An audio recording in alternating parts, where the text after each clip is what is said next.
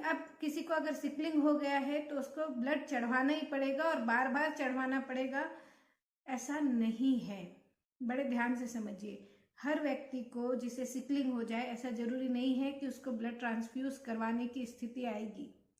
वही अगर आप हेल्दी डाइट रखते हैं, आप अपनी लाइफ स्टाइल सही रखते हैं, आप ज़रूरत से ज़्यादा शरीर को थकाते नहीं हैं, जो कि नॉर्मल लोगों के ऊपर भी लागू होती है, तो आपको ब्लड ट्रांसफ्यूज नहीं कराना पड़ेगा। बहुत रेयर कंडीशन होती है, बहुत ही ऐसा कम होता है कि किसी को ब्लड ट्रांसफ्यूजन बार बार करवाना पड़ता है। संख्या बहुत सारी है, बहुत सारे लोगों को सिकलिंग है, मतलब इतने सारे लोगों को सिकलिंग है और उसमें से मात्र इतने से लोगों को ही ऐसा होता है कि बार बार ब्लड ट्रांसफ्यूजन करवाना पड़ता है।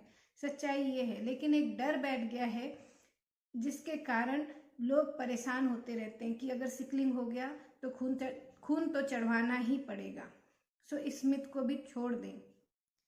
देखिए, एक साइंस में ये बात आती है कि जो आपका आरबीसी है ना, जो सिकल सेल एनीमिया वाले रोगी का जो आरबीसी होता है, लाल रक्त कणिका होती है, रेड ब्लड सेल होती है, वो 120 दिन से कम जीती है। सामान्य इंसान का जो आरबीसी है वो 120 दिन तक जिंदा रहता है, लेकिन सिकलिंग वाले का जो ब्लड सेल है, आरबीसी है, वो जल्दी जल्दी टूटता है। अब लेकिन एक बात ये भी समझ लो कि हर इंसान में जो टूटने का दिन होगा वो अलग अलग होगा।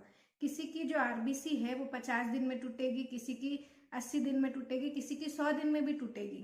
तो मेरे को बताओ, जिसकी आरबीसी 100 दिन में टूट रही है, क्या उसको ब्लड ट्रांसफ्यूजन की जरूरत लगेगी?